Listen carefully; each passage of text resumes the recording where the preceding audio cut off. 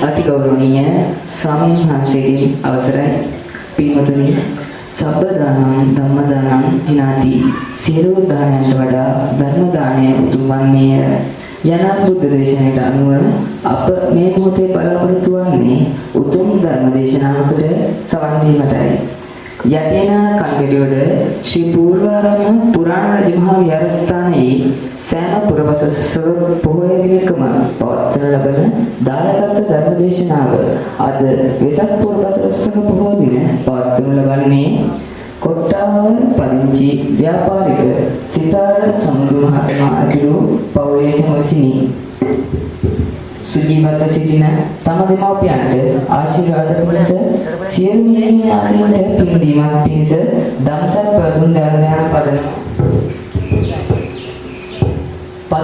දේශීය සමාජික සියලු දෙනාට සෙත් පැතීමට අරමුණු කරගෙන මේ ධර්ම දේශනාව පවත්වනු ලබයි. මෙම ධර්ම දේශනාව සඳහා අප බොහොම ගෞරවයෙන් ආරාධනා කරන ලැබුවේ කිරින්ද මහා විහාරාධිකාරී කඹුරුපිටිය විද්‍යානිකේත පිරිවෙනේ නියෝජ්‍ය පරිවේනාධිපති අති ගෞරවනීය අවසරයි කිරින්දේ උදිත පින්වත් ස්වාමීන් වහන්සේට උන්වහන්සේ බොහෝබන්ද ගෞරවයෙන් පිළිගන්නා ගමන් අප කෙරෙහි අනුකම්පාවෙන් ධර්ම දේශනාව සිදු කර දෙන ලෙසට ගෞරවයෙන් ආරාධනා කරමි. දේශකයන්න් වහන්සේට දහත්ත්‍ය පූජා කරන ලෙස අප ආරාධනා කරන්නේ දහම්පාසලේ විදුහල්පති W.P. දරපාල ගුරුපියාණන්ටයි.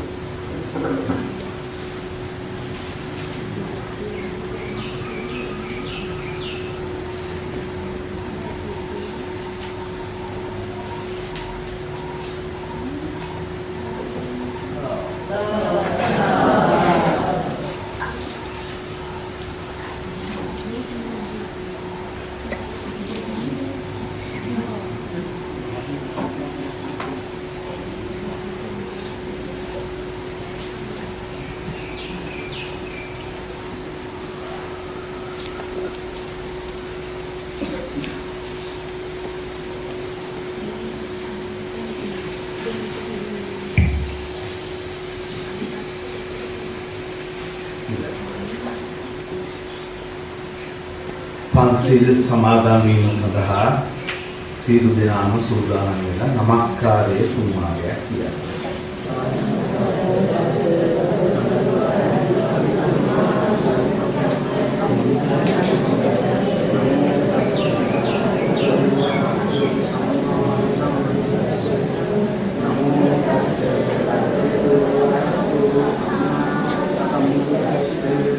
බුද්ධං සරණං ගච්ඡාමි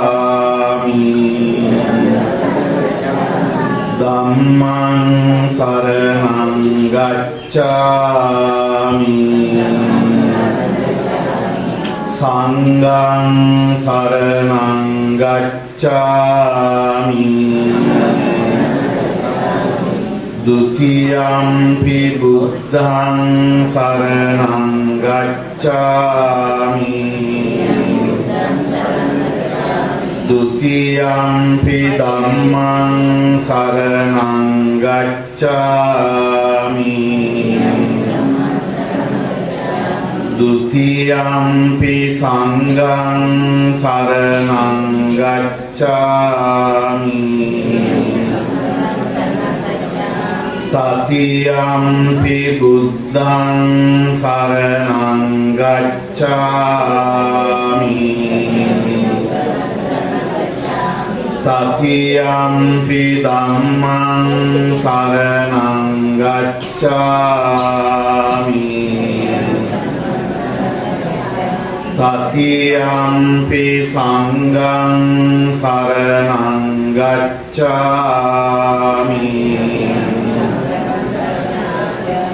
පාණාතිපාතා වේරමණී සික්ඛාපදං සමාදියාමි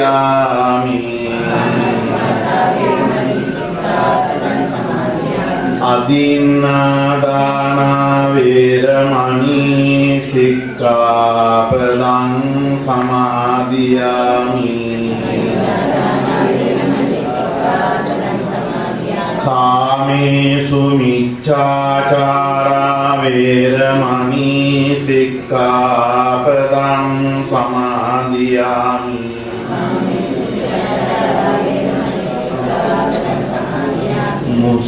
මුසාවාදා වේරමණී සික්ඛාපදං සමාදියාමි සුරාමේරය මජ්ජපමා දට්ඨානා වේරමණී සික්ඛාපදං සමාදියාමි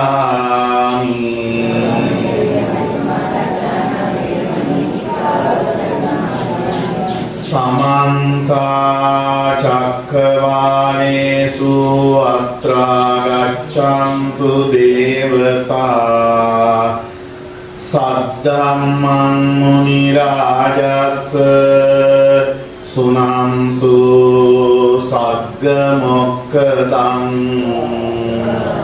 ධම්මස්සවන කාලෝ අයං බදන්තා ධම්මස්සවන කාලෝ අයං බදන්තා ධම්මස්සවන කාලෝ අයං බදන්තා නමෝ තස්ස භගවතෝ අරහතෝ සම්මා සම්බුද්දස්ස නමෝ තස්ස භගවතෝ අරහතෝ සම්මා සම්බුද්දස්ස නමෝ තස්ස භගවතෝ අරහතෝ සම්මා සම්බුද්දස්ස සුඛෝ බුද්ධානං උප්පාදෝති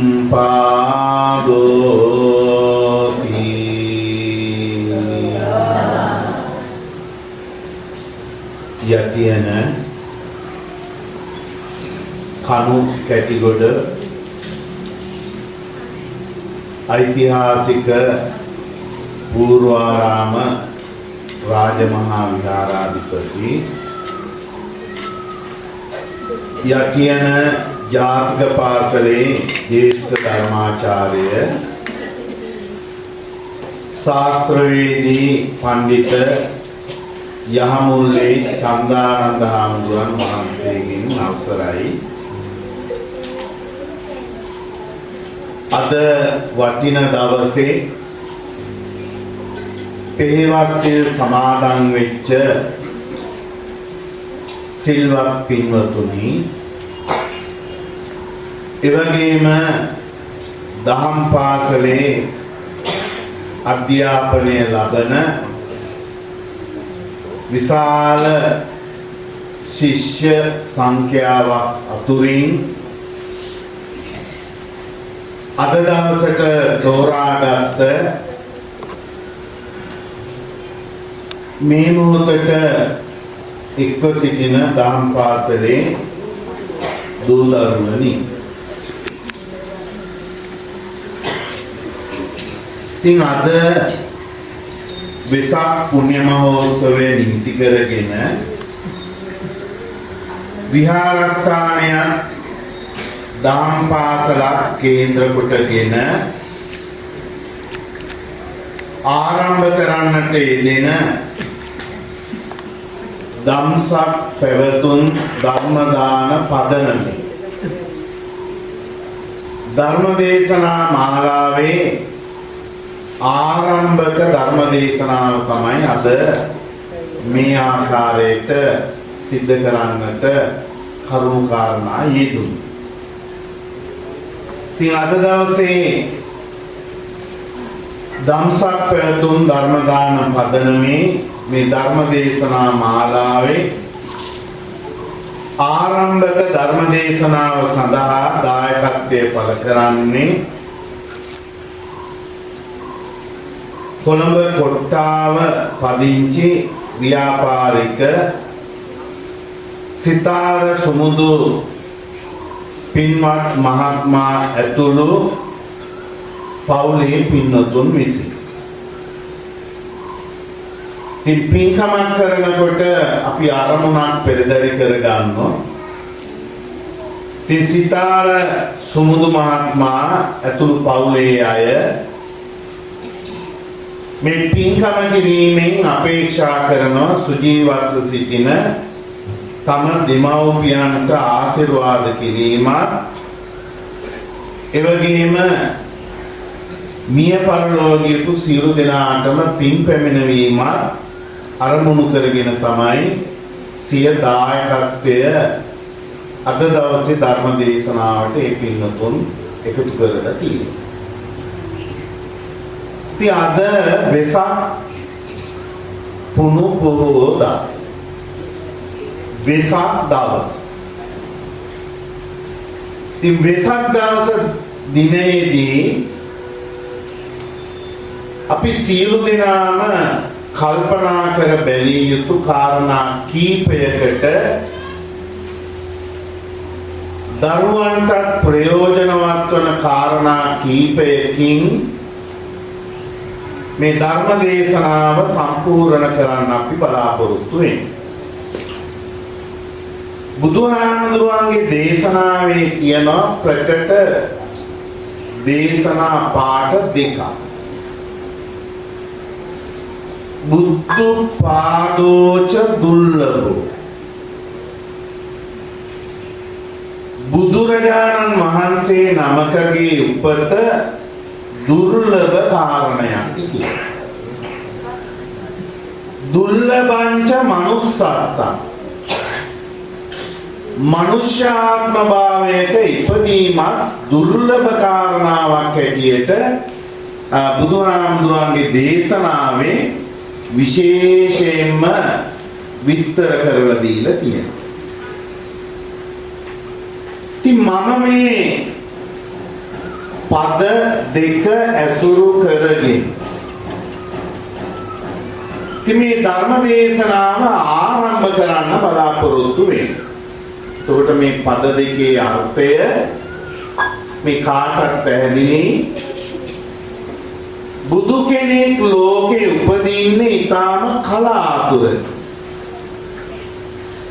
දෙවෙනි කාරණාව තමයි මනුෂ්‍යාත්ම භාවයක් අපිට ලබා ගන්න ලැබෙන්නේ ඊටාම කලාතුරකින්. ඉතින් බුදුහාමුදුරුවන්ගේ දේශනාවේ අපේ සංසාර පැවැත්මක් පිළිබඳව තොරතුරු සඳහන් වේ. සසර පැවැත්ම. ඉතින් මේ සංසාර පැවැත්මේ කාල එහෙම නැත්නම් ප්‍රධාන හැටියට කාල දෙකක් එක්ක තමයි මේ සසර පවතින්නේ පිළිගන්න. ඒ කාල දෙක මොනවද? බුද්ධෝත්පාද කාල සහ අබුද්ධෝත්පාද කාල කියන. අබුද්ධෝත්පාද කාල කියන මේ කාලය ඊටම සුලභ කාලයක් හැටියට තමයි බුදුහාමුදුරුවෝ දේශනා කරන්නේ. ඒ කියන්නේ සංසාර පැවැත්මේ වැඩිපුරම කාලය ගෙවෙන්නේ පින්වතුනි බුදුවරු නැතිව. ඒ නිසා කියන අපි ඒකට අබුද්ධෝත්පාද කාලය කියනවා. සසරේ වැඩිපුරම අපි ගෙවලා තියෙන පින්වතුනි බුදුවරු නැතිව. ඉතින් ඒ වගේ කාලයක බුද්ධ කියන වචනයවත් අපිට අහන්න ලැබෙන්නේ නැහැ. ඉතින් අබුද්ධෝත්පාද කාල තමයි මේ සංසාර පැවැත්මේ වැඩිපුරම මුණ ගැහෙන්නේ. කලාතුරකින් මුණ ගැහෙනවා පින්නතුනි බුද්ධෝත්පාද කියන කාලය. බුද්ධෝත්පාද කාලය මේ සසර පැවැත්ම තුළ විවිධාකාර වශයෙන් පැවැත්මේදී උදා වෙනවා. බුද්ධෝත්පාද කාලවල කියනවා කාලය නම් කරන නම් තුනක්. කල්පය, භද්‍ර කල්පය, මහා භද්‍ර කල්පය. මේ දරුවන්ට උනත් මෙහෙම බුදුහාමුදුරුවෝ ගැන අවබෝධයක් ලබා ගැනීම ප්‍රයෝජනයක් වේ. කල්පයකදී බුදුවරු පහළ වෙන්නේ එක නමක් විතර. කල්පයකදී බුදුහාමුදුරුවෝ පහළ වෙන්නේ එක නමක්. භද්‍ර කල්පයකදී බුදුවරු දෙනම සහ හතර නමක් උපරිම වුණොත් භද්‍ර කල්පයක පහළ වෙන්නේ. මහා භද්‍ර කල්පයක බුදුවරු 5 නමක් පහළ වෙන්නේ. එතකොට දැන් අපි ඉන්නේ කල්පයක නෙමෙයි, භද්‍ර කල්පයක නෙමෙයි, මහා භද්‍ර කල්පයක. ඒ කියන්නේ බුදුවරු ලෝකේ 5 නමක් පහළ වෙන කාලය මහා භද්‍ර කල්පය. කකුසඳ බුදුරජාණන් වහන්සේ, කොණාගම බුදුරජාණන් වහන්සේ, අපේ බුදුහාමුදුරන්ට පෙර වැඩ සිටිය කාශ්‍යප බුදුරජාණන් වහන්සේ, ගෞතම අපේ බුදුරජාණන් වහන්සේ සහ මතුවට පහළ වන මෛත්‍රීය බුදුහාමුදුරුවෝ කියන මේ බුදුහාමුදුරුවෝ 5 නම පහළ වෙන කාලයක් තමයි මේ අපි ජීවත් වෙන්නේ. එහෙමනම් මේ කාලය මොකද්ද? මහා භද්‍ර කල්පය. මේ සංසාර ජීවිතයේ ඊටම වටිනම අවස්ථාව. බුද්ධෝත්පාද කාලයක් මුණ ගැසීම පින්න. දැන් එතකොට ඔයත් මතක තියාගන්න ඕන, ලෝකේ පැවැත්ම දිහා බැලුවම වැඩිපුරම ලෝකයේ පැවතිලා තියෙන්නේ බුදුවරු නැති අබුද්ධෝත්පාද කාලය. ඊටම සුළුෙන් තමයි බුද්ධෝත්පාද කාල මුණ ගැහෙන්නේ. ඒ කියන්නේ බුදුවරු ලෝකේ පහළ වෙන කාලය. ඒතකොට දැන් අපි සියලු දෙනාම ඉන්නේ බුද්ධෝත්පාද කාලය. දුර්ලභ කාලය. දුර්ලභංච මනුස්සත්තං. බුද්ධෝත්පාද කාලයකදී උනත් පින්නතුනි මිනිසෙක් වෙලා උපදින්න බැරි වුණොත් ඒ උපදිනුත් ප්‍රයෝජනයක් නැහැ. අපි හිතමු අහිංසකම සතෙක් වෙලා අපි උපදිනෝ මේ බුද්ධෝත්පාද කාලේ. ඉතින් මේ වටින කාලේ මොනතරම් අහිංසක වුණත් සත්වාත්මයක ඉපදුනොත් ඒකේ වටිනකමක් නැහැ. ඉතින් වඩා වටින්නේ මොකද්ද? මනුෂ්‍යාත්මයක උපදින. තර සත්වයකට මනුෂ්‍යාත්මයේ උපදින්න ලැබෙන්නේ කොහොමද? බණ අහන වැඩිහිටියන්ට දහම් පාසලේ ඒ පුංචි දූ දරුවන්ට කල්පනා කිරීම ඉතාම වැදගත් වෙනවා. කෙනෙක් මිනිස්සෙක් වෙලා උපදින්නේ කොහොමද? බුද්ධ දේශනාවේ තියෙනවා කෙනෙක් කරනු ලබන කුසල වර්ග තුනක්. අහේතුක කුසල කර්ම. අහේතුක කුසල කර්මය කියන්නේ මොකක්ද? හේතු සම්බන්ධයක් නැති කුසල කර්ම.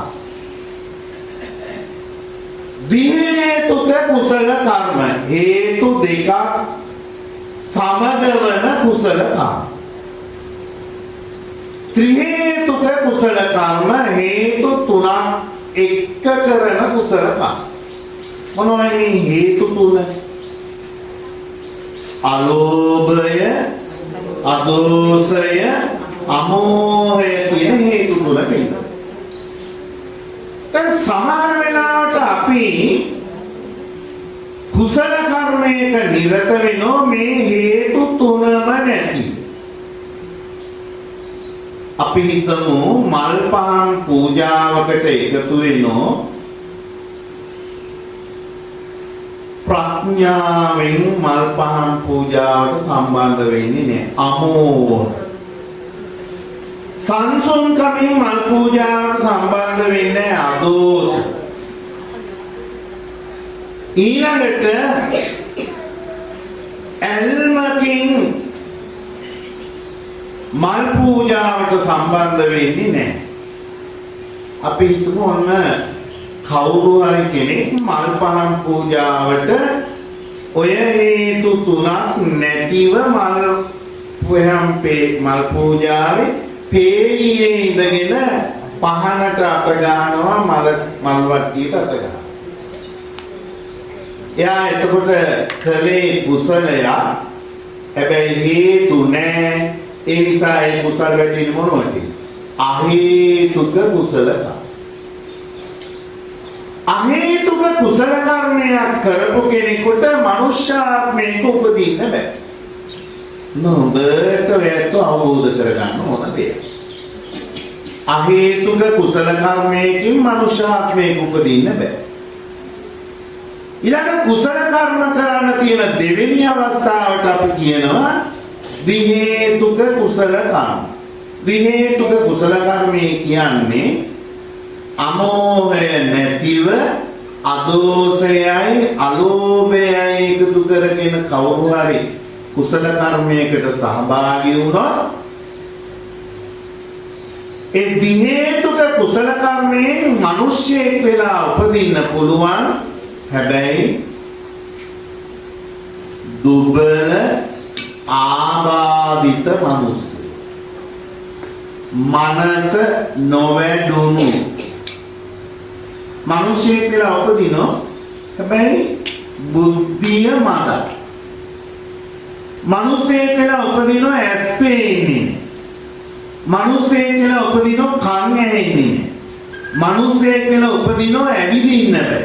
මිනිස්සෙක් වෙලා උපදිනෝ තමන්ගේ අතින් තමන්ට වැඩක් කරගන්න බෑ. අන්න ද්විහේතුක කුසල කර්මයන්ගේ හැටි. ඊළඟ කුසල කර්ම වර්ගයට අපි කියන්නේ ත්‍රිහේතුක කුසල කර්ම. ලෝභය නැතිව, ද්වේෂය නැතිව, මෝහය නැතිව, ඇලීම් බැඳීම් වලින් තොරව, හිතේ ගැටුම් වලින් තොරව, නොසන්සුන්කම් වලින් තොරව, කර්මඵල විශ්වාසයෙන් යුක්ත යම් වෙලාවක අපි කුසල කර්මයක් කළොත් පින්නතුනි ඒකට කියන්නේ මොකද? ත්‍රිහේතුක කුසල කර්ම. අංග සම්පූර්ණ මිනිසෙක් වෙලා උපදින ත්‍රිහේතුක කුසල කර්ම කරලා තියෙනවා. එහෙනම් ඔයත් හොඳටම තෝරගන්න මනුෂ්‍යාත්මයක උපදින්නට නම් ත්‍රිහේතුක කුසල කර්ම කරලා තියෙන්නම ඕන. ඒ නිසා තමයි බුදුහාරු දේශනා කළේ මොකද? දුල්ලභංච මනුස්සත්ත. දැන් ලෝකේ දුර්ලභ කාරණා දෙක. දැන් අපි ඉන්නේ මේ කාරණා දෙක එකතු වුණු වෙලාව. මොකක්ද කාරණා දෙක? බුද්ධෝත්පාද කාලයක මිනිස්සෙක් වෙලා ඉපදුණා. මීට වඩා හොඳ මොහොතක් මේ සංසාරේ පින්නතුනි අපි කාටවත් නැහැ. මේක තමයි හොඳම මොහොත. මේ දෙක එකතු වුණු තැන තමයි දුක නැති කර ගැනීමේ අවස්ථාව ලැබෙන්නේ. ඒ නිසා අපිට බුදුහාමුදුරුවෝ දේශනා කළා. ඒ දේශනාව අනුසාරයෙන් දහම් කවියක තියෙනවා සුදනෙනි කිම වීරිය නොකරන්නේ මේ දෙකක් ගුණ ගැහිච්ච වෙලාවේ ඇයි කුසලයට වීරිය එකතු කරන්නේ නැත්තේ කියලා ඒ බණ පොතේ සඳහන්. කවි බණ පොතේ සඳහන්. හොඳයි එහෙමනම් අද වෙසක් දවසේ ඔයත්ොන්ට කල්පනා කරන්න වටින දෙයක් මම මතක් කළේ. මොකක්ද අපි මේ සංසාර ජීවිතේ ඊටාම වටිනාම මොහොතක තමයි අපි හැමදෙනාම කාලය ගෙවන්නේ. ඒතර බුදුහාමුදුරුවෝ කෙනෙක් ලෝකේ ඉපදීම දුර්ලභයි. සුඛෝ බුද්ධානං උපාද. මගේ බණපතේ මාතෘකාව බුදුහාමුදුරු නමකගේ උපත සැපයකි කියලා තමයි බුදුහාමුදුරුවම අපිට දේශනා කළේ. බුදුහාමුදුරුවන් වරුන්ගේ අවබෝධය සමානයි. හැබැයි බුදුවරුන් අතර වෙනස්කම් තියෙනවා. දැන් අද වගේ දවසක මේ බණ අහන මේ ඇත්තන්ට එහෙම අවබෝධයක් එකතු කර ගැනීම වැදගත්. දැන් අපි දන්න 8 බුදුහාමුදුරුවරු ඉන්නේ. 8 බුදුහාමුදුරුවරුන්ගේ බුද්ධත්වයේ සමානයි. හැබැයි බුදුවරු අතර වෙනස්කම් තියෙනවා. ඒ බුදුවරු අතර තියෙන ප්‍රධාන වෙනස්කම තමයි දීර්ඝායුෂ බුදුහාමුදුරුවරු ඉන්නවා, අල්පායුෂ බුදුහාමුදුරුවරු ඉන්නවා. දීර්ඝායුෂ බුදුහාමුදුරුවරු කියන්නේ බුදු වෙලා බොහෝ කලක් වැඩ ඉන්න බුදුහාමුදුරුවෝ. දැන් අපේ බුද්ධ වංශයේ සඳහන් වෙනවා පින්නතුනි සමහර බුදුවරු අවුරුදු 1000 බුද්ධත්වයේ තුල වැඩ ඉඳලා අවුරුදු 1000 දීර්ඝායුෂ ඇති බුදුහාමුදුරුවෝ. ඉතින් ඒ වගේ බුදුහාමුදුරුවෝ නම පිරිනිවන් පෑවම ආදාහනය කරනවා. ආදාහනය කළාට පස්සේ ඒ වගේ බුදුහාමුදුරුවන්ගේ ආදාහණයෙන් පස්සේ මේ ඇට කැබිලිටි සේරම එක ගුලියක් වෙන විදියට එකතු වෙනවා. ඔන්නේ දැන් දරුවන්ට මම මේ විශේෂතාවයක් මතක් කළා. කවුද? දීර්ඝාෂ බුදුහාමුදුරුවරු බුදු වෙලා දිගු කලක් වැඩ ඉන්නවා. උන්වහන්සේලා පිරිනිවන් පෑවට පස්සේ උන්වහන්සේලාගේ ආදාහනයක් කරන ආදාහණයෙන් පස්සේ සියලුම ධාතුන් වහන්සේලා එකට එකතු වෙන එක තැනක එකටම එකතු වෙලා තමයි උන්වහන්සේලාගේ ධාතුන් වහන්සේලා පිරිනිවීමෙන් පස්සේ කටයුතු කරන්නේ. හේතුව ධාතු වන්දනාවක අවශ්‍යතාවයක් ඉන්නේ නැහැ. ඒ බුදුහාමුදුරුවෝ දීර්ඝ කාලයක් ඉඳපු වැඩ ඉඳපු නිසා.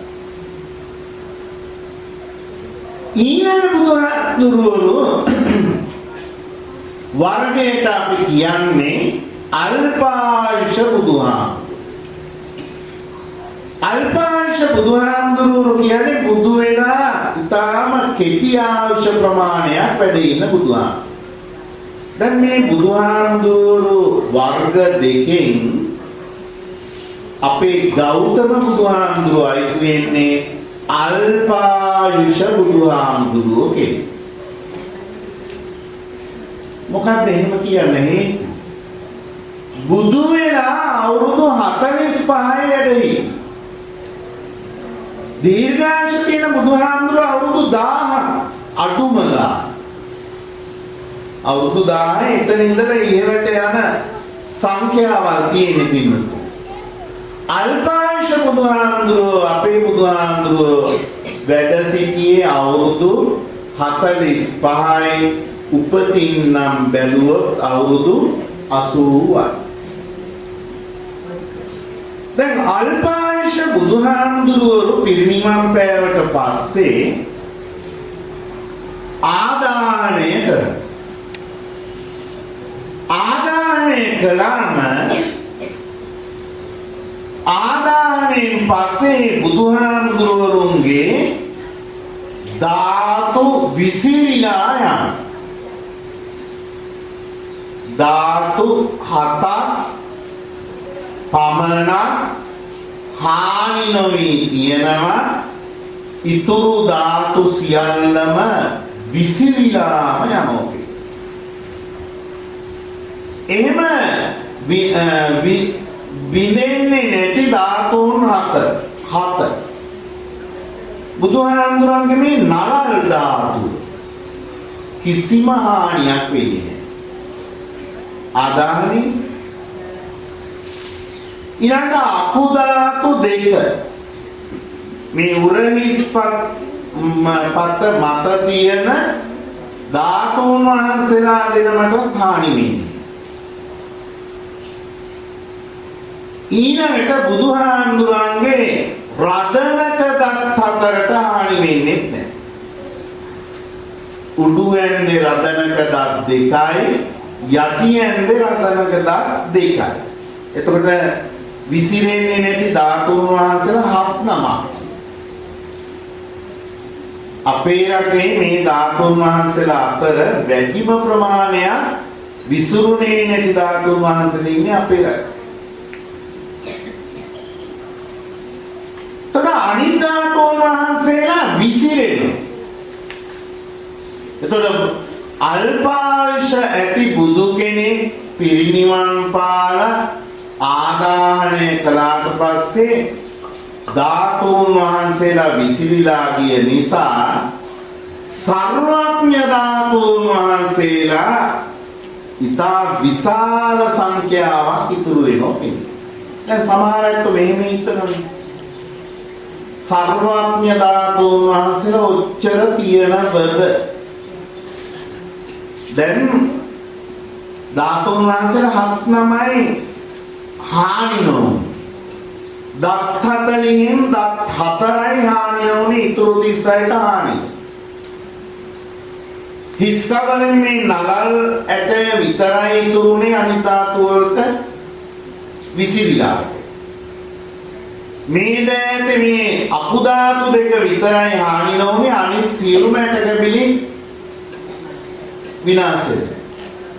එතකොට පින්නොත්නි බුදු සිරුරේ විසිරිච්ච සර්වඥ ධාතුන් වහන්සේලා කොයිතරම්ද කියලා අපිට ගණන් කරන්න බෑ. ඔය දරුවෝ අහලා ඇති රුවන්වැලි මහා සෑයේ සර්වඥ ධාතුන් වහන්සේලා ද්‍රෝණයක් පමණ නිදන් කරලා. එතකොට දැන් මම මේ මතක් කළේ බුදුවරුන්ගේ වෙනස්කම්. ඉතින් අපේ බුදුහාමුදුරුවෝ අල්පායුෂ ඇති බුදු කෙනෙක්. ඒ නිසා බුදුහාමුදුරුවෝ මොකද කළේ? බුදුවරු 24 නමක් ළඟින් විවරණ ලබාගෙන සංසාරේ. එතකොට කොච්චර දිග කාලයක්. අබුද්ධෝත්පාද කාල වැඩි කියලා කියවනේ. එතකොට දීපංකර බුදුහාමර පිරිනිවන් පෑවට පස්සේ අබුද්ධෝත්පාද කාලය. ආපහු දෙවෙනි බුදුහාමුදුරු. ඉතින් ඔය විදිහට බුදුහාමර ගණනාවක් ළඟින් විවරණ ගත්ත අපේ බුදුහාමුදුරුවෝ බුදු බව ලැබුවා අවුරුදු 45යි ඉන්න ලැබේ. එතකොට අපේ බුදුහාමුදුරුවෝ කල්පනා කළා මේ අඩු ආයුෂ ළඟදී කොහොමද තමන් වහන්සේ වැඩ ඉන්නේ කියලා.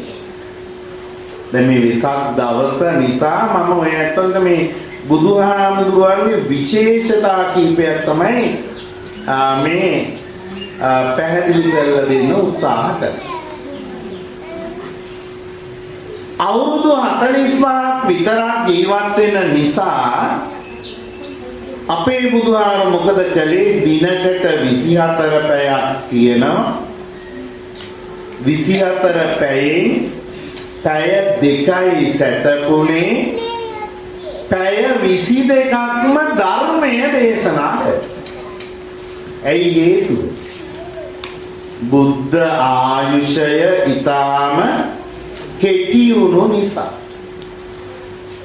අවුරුදු 45ෙම සැතපුනේ පැය දෙක බැගින් කිව්ව. ඊතුරු 22ක් පැයම බුදුහාර වැඩ සිටියේ ධර්ම දේශනා කර. බුදුහාර ධර්මයේ දේශනා කළේ ආකාර කීපයක. බුදුහාර උදේපාන්දර නැගිටලා මහා කරුණා නුවණින් ලොව බලා උදේවරුේ බුදුහාරු ධර්මයේ දේශනා කරන්නේ පින්නතුනි උග්ගටි ප්‍රඥ ශ්‍රාවකයා. ඔන්න දැන් දරුවන්ටත් වැදගත් වැඩිහිටියන්ටත් වැදගත් මේව දැනගන්න.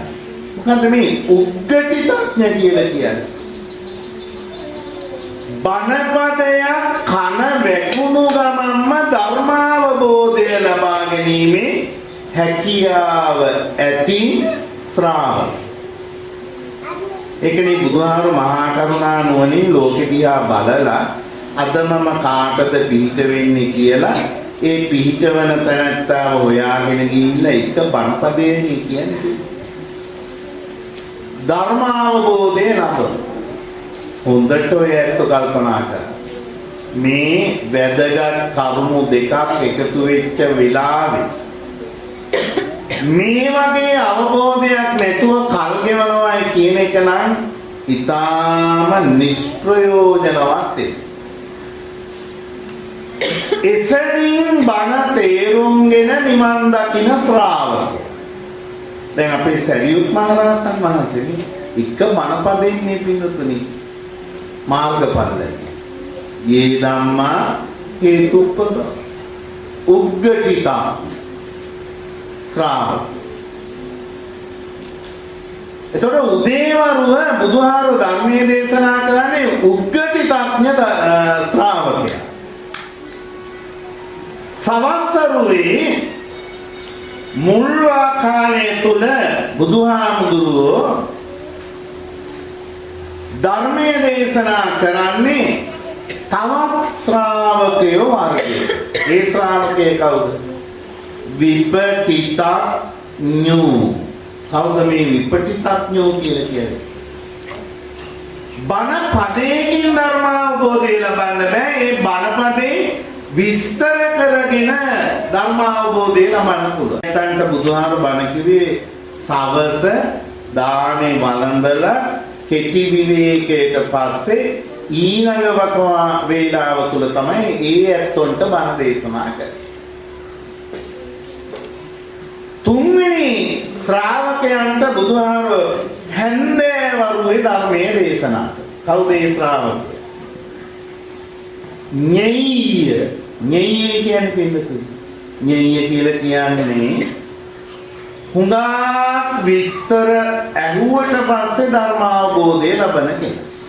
ඒකනේ අය අපි ගෙවල් වල බණ කියනකොට මේ හැන්දෑවේ බණ කියවන්න පුරුදුනේ ඕක. මොකද ඒ ඇත්තොන්ට හුඟා ධර්මය විස්තර කරගන්න ඕන. රාත්‍රී කාලේ මුල්වදී බුදුහාමුදුරු ධර්මයේ දේශනා කළේ පදපරම. පදපරම කියන්නේ කවුද? ඒ භවයේදී කොයිතරම් බණ ඇහුවත් ධර්ම අවබෝධය ලබන්න බෑ. හැබැයි ඔහු අවාසනාවන්තයෙක් නෙවෙයි. ඊළඟ භවයේදී අනිවාර්යෙන්ම ධර්ම අවබෝධය ලබනෝ තියෙන්නේ වෙනස මොකද්ද? මේ භවයේදී ධර්ම අවබෝධය ලබන්න බැරි වීම විතරයි. දැන් අපි වැටෙන්නේ ඔන්න ඔය ගන්නේ. පදපරම ශ්‍රාවක. කොච්චර අපි බණ අහනයි කොච්චර කුසල් කරනවා. බෑ අපිට ජීවිතේ කෙලවර කරගන්න වෙන්නේ පෘථග්ජනවමයි. හැබැයි අවඩක් නෑ අවාසියක් නෑ පින්නතුනි. මොකද හේතුව? ඊළඟ භවයේදී අනිවාර්යෙන්ම ධර්ම අවබෝධය ලබන්න පුළුවන්. ඔන්න බුදුහාමුදුරුවෝ 45 අවුරුද්දක් බණ කියූ හැටි පිළි. දැන් එතකොට මේ විදිහට බණ ආන ධර්ම අවබෝධය ලබන්න සසර පුරුදු අවශ්‍ය වෙනවා. සංසාර පුරුදු අවශ්‍ය වෙනවා. ඒ නිසා තමයි බුදුහාමුදුරුවෝ අපිට දේශනා කළේ මොකද්ද? බණ අහන්න. කාලේන ධම්ම ශ්‍රවණා. ඒ අනිවාර්ය කනේ ඒකයි. මේ බණ ඇසීම සංසාර පුරුද්දක් කරගත්තම ඒ සසර පුරුද්ද නිසා අපිට බණපදයක් ඇසූ සැනින් හෝ ඒ බණපදයේ විස්තර කර ගැනීමේ අවස්ථාවෙන් හෝ ඒ බණපදයේ දිගින් දිගට විස්තර කර ගැනීමෙන් හෝ ඊළඟ භවයේදී ධර්ම අවබෝධය ලැබීමේ හැකියාවක් අපිට ලැබෙනවා. ඒ නිසා බණ ඇසීම ඉතාම වැදගත් දෙයක්. පන්සලයි දහම් පාසලයි කණු පැටිගොඩ. පන්සල සහ දහම් පාසල. ඒ නිසා තමයි ඒ බුද්ධ වචනයට ගරු කරලා දම්සක් පැවතුම් පදනම කියලා පදනමක් බිහි කරගෙන ධර්ම ශ්‍රවණය කිරීමේ කියන කාරණය අපි අතර නිරන්තරවම සිද්ධ කරන්නට අපිට පුරුදු කර සසර පුරුදු සංසාර පුරුදු හරීම වැදගත්. ඒ නිසා තමයි අපි කියන්නේ ලැබුණු හැම මොහොතෙම සසර පුරුද්දක් හදාගන්න. සසර පුරුදු දෙවර්ගයයි. අකුසලයේ සසර පුරුදු, කුසලයේ සසර පුරුදු. අවශ්‍ය වෙන්නේ පින්නතුනි මොනවයි? කුසලයේ සසර පුරුදු. කුසල් කරන්න සසර පුරුද්දක් හදාගන්න. ඉතින් ධර්ම ශ්‍රවණයේදී ඔයත්ොන්ට අවශ්‍යම සංසාර පුරුදු මුණ ගැහෙනවා. ඉතින් අද මම ඔය විස්තරය ඉදිරිපත් කළේ වෙසක් පොහොය දවසේ. වෙසක් පොහොය දවසේ බුදුහාමුදුරුවෝ අඳුර ගන්නවා. ඒතර බුදුහාමුදුරුවෝ අපිට මුණ ගැහෙන ආකාර ටික තමයි මම ඔය විස්තර කරේ. බුදුවරු එකම අවබෝධය හැබැයි වෙනස්කම් තියෙනවා. එක වෙනස්කමක් මොකද්ද? දීර්ඝායුෂ හා අල්පායුෂ. අල්පායුෂ බුදුහාමුදුරුවෝ වැඩිපුරම ධර්මයේ දේශනා කළා. දීර්ඝායුෂ තියෙන බුදුහාමුදුරුවෝ වැඩිපුර ධර්මයේ දේශනා කළා නැහැ. මොකද ඒ බුදුවරු ඉන්නකොට මිනිස්සුන්ට ධර්ම අවබෝධය ලැබීමේ අවස්ථාව ලැබෙන්නේ. අවුරුදු 1000ක් වැඩ ඉන්න බුදු කෙනෙක් ඉන්න කාලෙකනේ මිනිස්සුන්ට හරි ප්‍රයෝජන. ඉතින් අඩු අංශ ප්‍රමාණයක් ඇති බුදුවරු මහ වෙහෙසකින් පින්නතුනි ධර්මයේ දේශනා කළා. ඉතින් එහෙමනම් බුදුහාමුදුරු පිළිබඳව අපිට අඳුන ගන්න තියෙන දවස වෙසක් පොහොය දවස.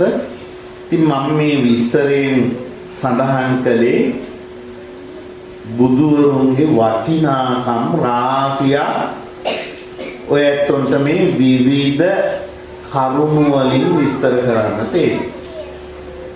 සුකෝ බුද්ධානං උප්පාද. දැන් මම බණපදේ කාල වේලාවට අනුව විස්තර කරලා ධර්ම දේශනාවේ කෙලවරකට අපි එකතු වෙමු. බුදුවරයෙක් ලෝකේ පහළ වීම මිනිසුන්ට සැපය. ඇයි මේ බුදුවරු ඉපදීම සැපයක් කියලා කියන්නේ? බුදුහාමුදුරුවෝම දවසක් මෙන්න මෙහෙම තමන් වහන්සේගේ දේශනාවක් දේශනා කළා. එක්තරා මිනිස්සේ වනාන්තරයක එක්කෙනෙක් විතරක් නෙවෙයි බොහෝ පිරිසක් ඉන්නවා. මේ වනාන්තරයේ දුක් ගැහැට වැඩි. අමනුෂ්‍යයන්ගෙන්, වන සතුන්ගෙන්, වනචාරීන්ගෙන් ඊළඟට ස්වාභාවික උවදුරු වලින් බොහොම දුක් ගැහැට පුරපු වනාන්තරය. ඉතින් මේ වනාන්තරයේ ඉන්න මිනිස්සේ මොකද කරන්නේ? හුඟක් අය ඒව විඳගෙන තැවි තැවි විඳ විඳ ඉන්නවා ඒ වනාන්තරේම. ඔය අතරේ එක්කෙනෙක් කල්පනා කළා මේ වනාන්තරේ නම් ඉන්න බෑ, මේ වනාන්තරයෙන් වෙන් වෙන්න ඕන.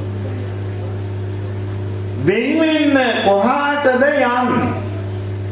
ඉතින් මේ හිතන මිනිස්සෙට පේනෝ වනාන්තරය ඉවර වෙන්නේ ගහ ගඟකින්. ගඟෙන් එහා පැත්තේ භූමියක්. මෙන්න මේ භූමියට ගියොත් නිදහසේ කරදර නැතිව පසුතැවිලිකම් නැතිව ඉන්න පුළුවන්කම ලැබෙනවා. එහෙම කල්පනා කරලා දැන් මේ මිනිස්සෙට ඕන වුණා පින්නතුනි මොකද? ගඟෙන් එහා පැත්තේ තියෙන යුරට යන්න. ගඟෙන් එහා පැත්තේ තියෙන බිමට යන්න. හරි වැදගත් බුදුහාමුදුරු කෙනෙකුගේ කාර්ය කියවෙන තැන. ඒකයි මම මේ බණට ඒ කොටස එකතු කරා. දැන් මේ මිනිස්සයා ගඟෙන් එහා පැත්තට යන්න කොහොමද මේ එහා පැත්තට යන්නේ? ඒ මිනිස්සයා ඒකට සුදුසු තැන වනාන්තරේ වටේටම යද්දී මේ මිනිස්සයා දැක්ක පින්නතුනි වනාන්තරේ ගඟයිනේ තියෙනවා මම විශාල වෘක්ෂයක් ගහ. මෙයා මේ ගහකට ගහකට ඇවිදින්න බලනකොට මේ ගහෙන් බිමට පාතුණු වැලක් තියෙනවා මේ මිනිස්සේ මොකද කරන්නේ? ගහ ඇසුරු කරගෙන අර වැල කොහොම හරි ගත්ත පින්නතුනි අද්දේ.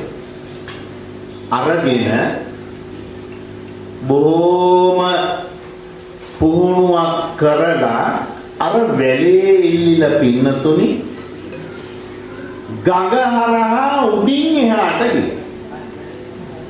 හැබැයි මෙයා මොකද කළේ? පළවෙනි පියවරේදීම එහා පැත්තේ තිබිච්ච බිම පයට තබලා අර වැල්පට අතේ ඒ වැල්පට ආපහු පැද්දිලා එහා පැත්තට ගියා. බුදුහාමුදුරු දේශනා කරන මහණෙනි අර බොහෝම දුක් පිරිච්ච වනාන්තරය මොකක්ද? සසර පින්න. සංසාර. මේ සංසාරේ තියෙන්නේම දුක්. සැපේ කියන මුණ ගැහෙන හැම දෙයක්ම කෙලවර වෙන්නේ පින්නතුනි දුකේ. ඉතින් නමුත් මේ දුක විඳ විඳ තැවි තැවි බොහෝ අය ඔහේ ඉන්නවා. ඔය අතරේ ඒ වෙලාවේ හිටිය එක මිනිස්සෙක් ඒ මිනිස්සේ මොකද කළේ? මේ සසර දුක් විඳ විඳ දුක් විඳින්නට බෑ, මේ සසර දුකින් මිදහස් වෙන්න ඕනේ කියලා කල්පනා කරා. හරියට ඔය ඇත්තෝ. දැන් අපි සංසාරේ දුක් තමයි කියා ඒ දුකම විඳින්නට අපේ මේ ජීවිතේ අපි හසුරුවාගෙන මේ ඉන්න. දැන් එහෙමනම් දුක තෝරගත්තා නම් අපි මොකද කරන්න ඕන? දුකෙන් නිදහස් වෙන්න බලන්න බෑ. ඉතින් මේ මිනිස්සේ මොකද කරේ? බැලුවා ගඟෙන් එහා පැත්තේ බිම. ඒකේ මහ විශාල ගස් නැහැ, දරුණු සත්තු නැහැ, වනචාරීන් නැහැ, ස්වාභාවික උදුරු නැහැ. එහා බිම හොඳයි කියලා අඳුනගත්තා. බුදුහාමුදුරු දේශනා කරනවා අන්නේ වගේ තමයි නුවණ තියන අය සංසාරේ ඉන්න බලන්නේ නැහැ. ඒ තෝරගන්නව මොකක්ද? ඒ සසර දුක් නැති බිම. එහෙනම් ඒ බිම මොකක්ද? නිවන. නිවනයි සසරයි වෙන් කරන්නේ මහා සැඩපාරයි. ගඟකින්. ඉතින් මෙහෙම හිටපු මේ මිනිස්සයා, වනචාරී මිනිස්සයා, වනෙන් වියදුතු මිනිස්සයා මොකද කරේ? මහ ගහක් මුණ ගැහුවා. ඒ මහ ගහ ළඟට ලං වුණා. ඒ වගේ තමයි පින්නතුනි මේ සසර දුක අඳුනන කෙනාට මුණ ගැහෙන මහා වෘක්ෂය මොකද? බුදුහාමුදුරු. සප්පුරිස සංසේවෝ, සත්පුරුෂ ආශ්‍රය අර මිනිස්සෙට ලබා. ඔය තුදානුනේ නිවන් දකින්න ඉස්සෙල්ලම තියෙන ඕන මොකද? සත්පුරුෂ ආශ්‍රය. අන්නර වනාන්තරයේ ඉඳපු මිනිස්සයා මහගඟ ගහට ලං වුණා වගේ අපිත් මොකද කරන්න ඕන? බුදුහාමුදුරන්ට ලං වෙන්න. මහගහේ තිබුණා දිගු වැල. මෙයා මොකද කරන්නේ? වැල අර මහගහට හේතු වෙලාම ඇදලා අල්ලගත්තා. මොකක්ද මේ වැල පින්නතුනි? සද්ධම්ම ශ්‍රවණම්, බණ ඇසී. සමහර ඇත්තෝ නිවන් දකින්න ආසයි, බණ අහන්න කැමති. පුළුවන් නේද නිවන්? බණ අහන්නම ඕන පින්න. බුදුහාමුදුරුවෝ ආශ්‍රයට අරන් ඒ ගහේ තියෙන වැල වගේ බුදුහාමුදුරන්ගේ ධර්මයට ලං වෙන්නම ඕන. ඊළඟට ඒ වැල අල්ලගත්ත මේ මිනිස්සයා පුහුණුවක් ලබලා ගඟ හරහා අර වැල උදව්වෙන් එහා පැත්තට යන්නට උත්සාහ කළා. හරි ප්‍රවේශමින් කරන්න ඕන වැඩක් නෙමෙයි. එකක් හයියෙන් වැල අල්ල ගන්නත් ඕන. අනිත් එක මහගඟ මැදින් යනකොට අතෑරුණොත් වැටිලා ගිලේ. ගිලුනේ නැති වුණොත් කිඹුලන්ගේ ගොදුරක් වෙයි. ඊළඟට හරියටම මේක කරන්න නොගත්තොත් මොකෝ වෙන්නේ පිළ? හානි වෙයි. ඒ නිසා බුදුහාමුදුරු දේශනා කළා නිවනට යන කෙනා මහගහ ළඟට බුදුහාමුදුරන්ගේ ළඟට ඇවිදිලා ගහේ තියෙන වැල අල්ලගත්තා වගේ බණ අහලා ධර්ම ශ්‍රවණය කරලා ඊළඟට මොකද කරන්න ඕන? එහා පැත්තට වැඩි ඉල්ලලා පණින්න. ඒ මොකද? යෝනිසෝ මනසිකාරය සීනු. ඒ සීනුවනින් පැනලා මොකෝ කරන්න ඕන පින? අර මිනිස්සේ කලේ ඉක්මනටම එහා පැත්තේ බිමේට අඩිය තියාගෙන වැඩ ඇත. ඒ කියන්නේ මොකක්ද? ධර්මයේ තියෙන කරගාගෙන ඉන්න නෙමෙයි. දැන් අපි කරන්නේම මම සූත්‍ර 10ක් දන්න. මම සංයුත්ත නිකායම දන්න. මෙන්න කරේ තියාගෙන ඉන්න වැඩක් තියෙනවා. වැල අතරින්න ඕන එහා පැත්තට අඩිය තියපුවා. ඒ කියන්නේ නම් මොකක්ද? ධම්මානුධම්ම වත්තනී ධර්මානුධර්ම වෙන්න. එහෙම වුණාම තමයි පින්නතුනි බුදුහාමුදුරුවෝ පෙන්නපු සැපය අපිට ලබන්න පුළුවන්කම තියෙනවා. දැන් ධර්ම දේශනා අවසානයේ ඔයත් මොකද හිතන්නේ? බුදුහාමුදුරන්ගේ උපත සැපතක් කරගන්නට නම් අනිවාර්යෙන්ම මහා සත්පුරුෂයා වන බුදුහාමුදුරන්ට සමීප වෙන්න ඕන. බුදුහාමුදුරන්ගේ ළඟ නිකන් දැවටි ඉඳලා වැඩක් නැහැ. බණ අහන්නට ඕන. බණ අහලා සීනුවණින් කටයුතු කරන්නට උරු වෙන්නට ඕන. යෝනිසෝ මනසිකාරය. සීනුවණින් කටයුතු කරලා එහා පැත්තට අඩිය බිම ගෑවුණු ගමන්ම වැඩ අතරින්න පුළුවන්. එවිටයි පින්නතුනි සැප ඇති බිමට අපි කවුරු ගියා වෙන්නේ. එහෙනම් අපේ කාල වේලාව අවසන්. ඉතින් මම අද මේ වටින වෙසක් පොයේ දවසේ බුදුහාමුදුරුවෝ ගැන විස්තරයක් මම කළා. බුදු උපත සැපතක් කරගන්නේ කොහොමද කියන වගත් ඔයත් ඔන්න තෝරන. ඊළඟට අද පන්සලට ධාතුන් වහන්සේලා වඩම්මවලා ධාතු වන්දනාවට ඉඩකඩ සලසලා තියෙනවා.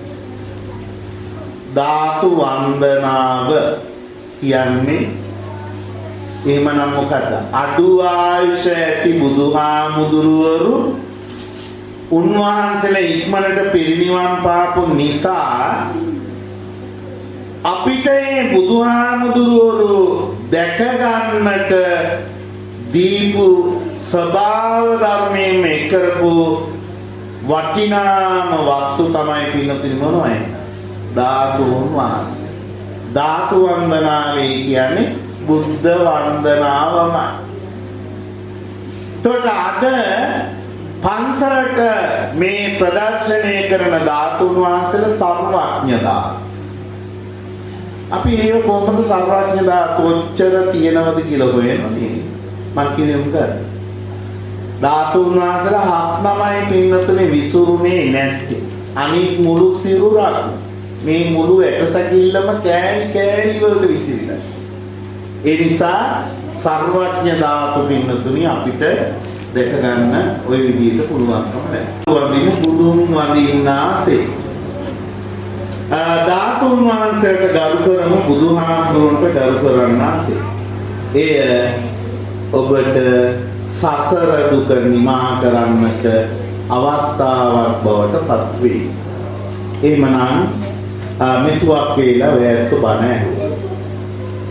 ඉතින් ධර්ම ශ්‍රවණයෙන් හා ධර්ම පඬුරු පූජාවෙන් රැස් කරගත්ත මේ සියලුම පින් බුදුහාමුදුරන්ගේ ධර්මය ලෝකෙටම අහන්න අවස්ථාවක් තමන් වහන්සේගේ පන්සල මුල් කරගෙන ආරම්භ කරන්නට යෙදෙන අද